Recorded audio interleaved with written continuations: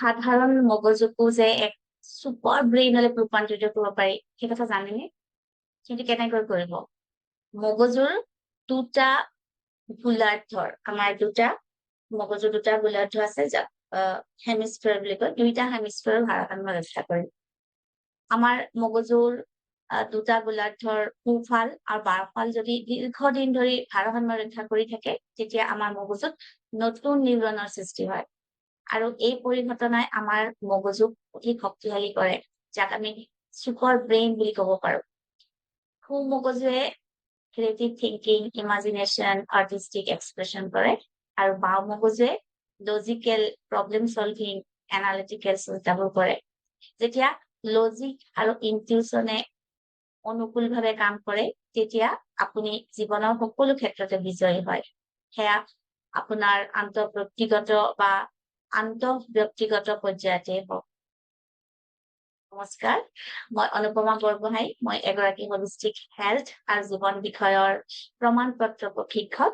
মই ফিট আছাম নামৰ এটা সংস্থাৰ প্ৰতিষ্ঠাতা। ফিট আছাম সংস্থাৰ উদ্দেশ্য হল অসমৰ কমেও 1 কোটি লোকক শাৰীৰিক আৰু মানসিকভাৱে সুস্থ এক প্ৰশান্তময় জীৱন যাপনত সহায় কৰা। বহুলোকে আমাৰ লগত জড়িত হৈ উপকৃত হৈছে।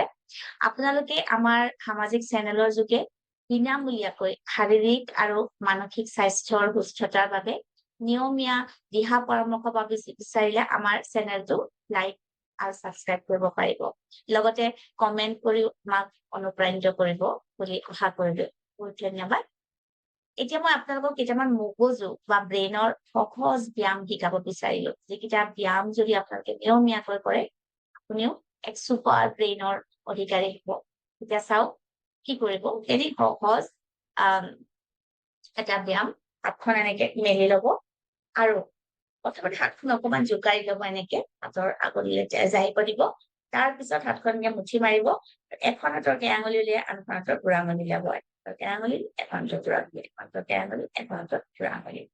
এনেকে কেইবাৰমান কৰিব।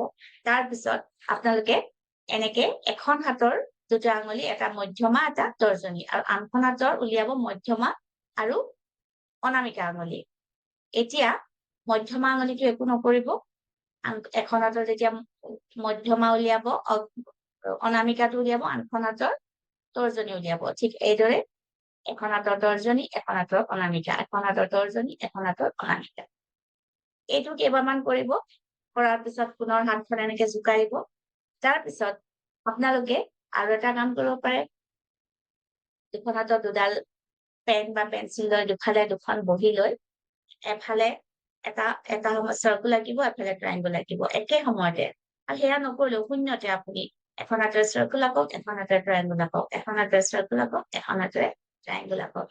এনেধৰণৰ দুখন হাতেৰে দুটা কাম কৰাৰ যদি অভ্যাস কৰো আমি, আমাৰ তেতিয়া মগজুৰ দুইটা হেমিস্ফিয়াৰ ভাৰসাম্যতা লাভ কৰে আৰু আমি ছুপাৰ ব্ৰেইনৰ অধিকাৰী হ'ব পাৰো। আহকচোন আজিৰ পৰা নিতৌ এই সামান্য এক্সাৰচাইজ কেইটা কৰক, অলপ সময় দিয়ক নিজক আৰু ছুপাৰ ব্ৰেইনৰ অধিকাৰী হওক।